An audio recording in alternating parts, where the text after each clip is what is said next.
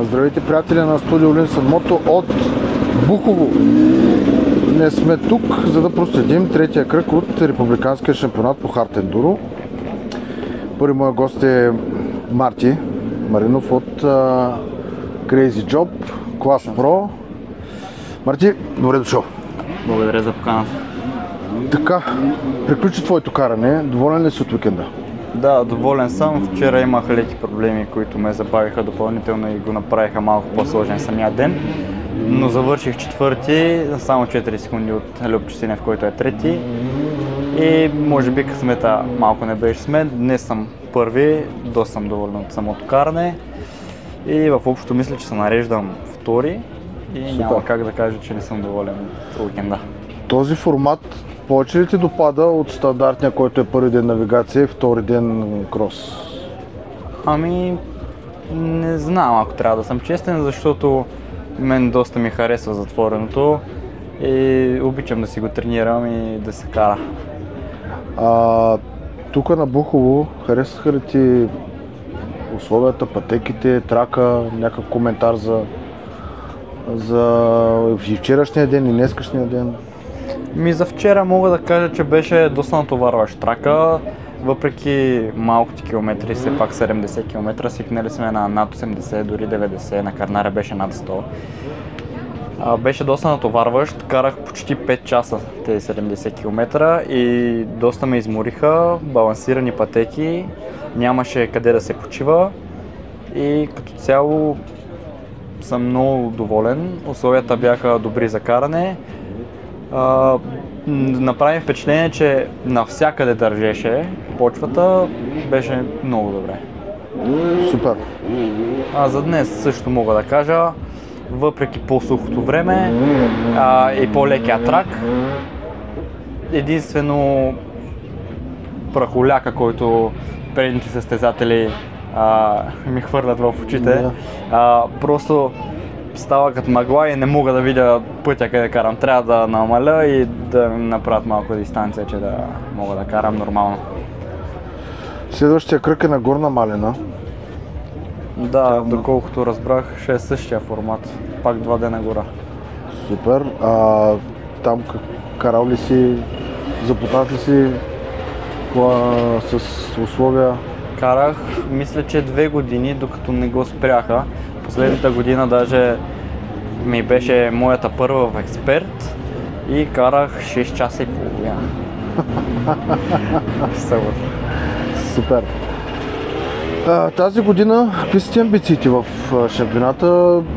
Този в клас Про си, мисля, че в челната тройка, ако не се. В момента съм първи. Супер! В момента съм първи. С Кристиан битката ни е доста добра, доста напрегната и ще са със сигурност доста малко точки разликата накрая. Надявам се да спечеля, целта ми е винаги първото място, така че предстои да видим. Желая ти успех на всички кръгове. Тази година също се появяват доста интересни традиционни състезания.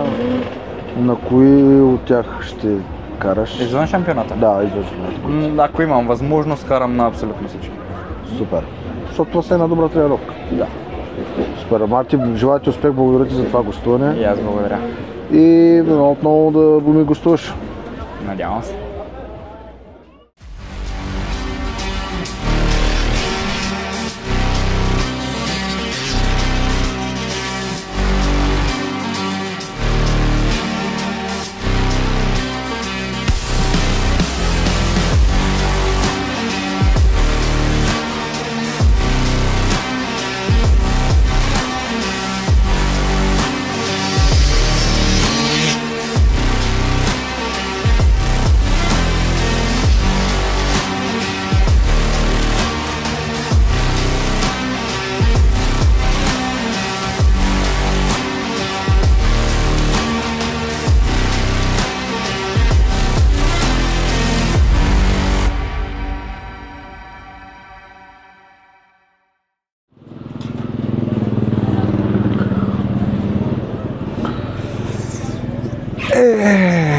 Ще трябва да ви гледам към камерата.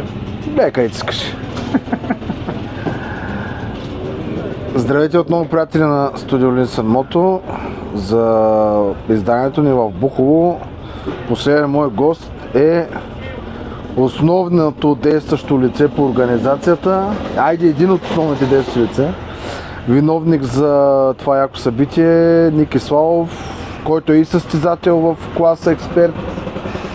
Буховската школа, както така да кажем. Ники, първо, ево, браче, за хубавото състезание. Благодаря. Разкажи първо за самата организация, кой ви помогна да реализирате това яко събитие, как въобще идеята дойде да влезете в шампионата дори. Буково се слави с добра история в ендурото.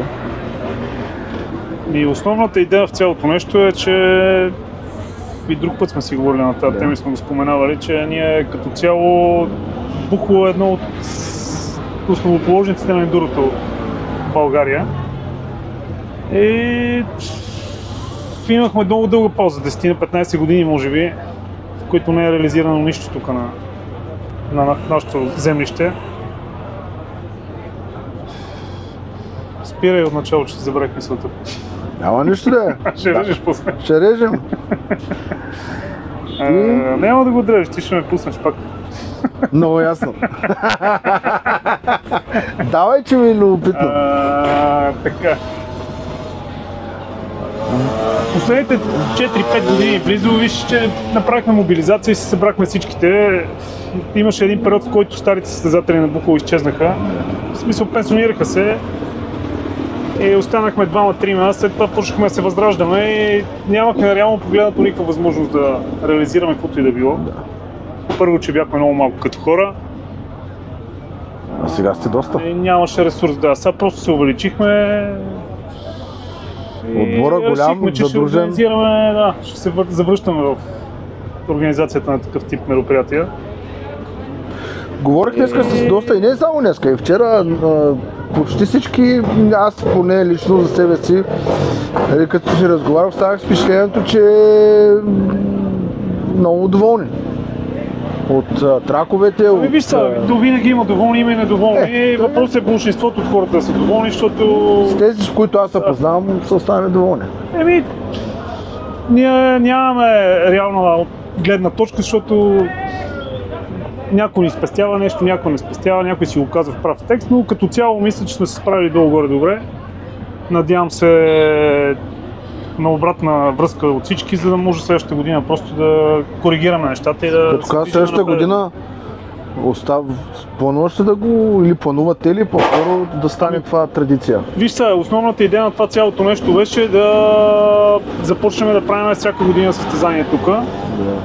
Миналата година направихме една импровизация, за да стартираме, а тази година вече така се чувствахме малко по-подготвени и затова го направихме шампионата и от тук нататък искаме да го правим всяка година шампионата, за да може да подпомагаме ендурото в България. Супер. Първо сме близо до София, локацията ни е хубава, гората е много хубава, има къде да се кара, така че Супер. мисля, че мястото е окей. И тук долу парка също е окей. И по принцип да, тази зона тук е много хубава. Много е хубава. Благодарим на общината, че като цяло ни предостъпи цялата зона, защото това е общинска територия тук. Не са ни пречили, съдействаха ни, което е супер. Много спонсори. Много хора ви помагаха. Това също да. И с пари, и с предметни награди за състезателите за награждаване. Това също беше една от основните идеи, да се събират повече спонсори, за да може да има повече награди за състезателите и като цяло да се популяризира спорта. Защото това се отразява вече навсякъде и по техните групи, в социалните мрежи и така нататък. Много се радвам, че доста хора дойдеха между другото и ни съдействаха. Благодарни сме на всички. Не мога да ги изредя всичките, защото са много, но да. Ти лично за себе си доволен ли си? Като цяло съм доволен, да. Доволен съм от всичко. Искам да кажа на всичките, че който реши да поеме тази инициатива и не го е правил, наистина организацията е сериозна, натоварваща, но като цяло си заслужава усилията. Окей, всичко, доволни сме, удовлетворен съм. Супер. Много добър кетеринг. Браво. Това Дърти и Младия трябва да... Да, Дърти и Младия. Дърти и Младия трябва се справиха много добре и въобще... Да, и там между другото доста хора така странични помогнаха, което също сме благодарни. Да, бе, общо взето Аз... има на кой да се благодари. Да, аз съм много доволен от уикенда. Хапнахме, пинахме. Да, най-вече. Копане пиване всяка вечер. Изкарах един много хубав уикенд. Благодаря за гостоприемството. Знаеш, винаги си добре дошъл и не само ти. Така че занапред в мое лице винаги имаш и ти, и клуба, подкрепа от мен. Естествено, ние също сме ти много благодарни, защото така доста подпомагаш тук портфолиото на цялото състезание. Всичко изглежда много добре. Всеки се е постарал. Да, наистина хората се постарали и сме много благодарни за това цялото нещо. Всеки се е постарал да направи нещо и затворенето изглежда добре. Тук е добре. Има атмосфера. Аз забелязах и хората такива, които идват публика, спират се, гледат, оглеждат, задават. Ето, гараж мото докараха новите фантици. Стар Варк ги видяха вече ендуро моделите. Масла. Ами много е хубаво да се прави по такъв начин да го кажа.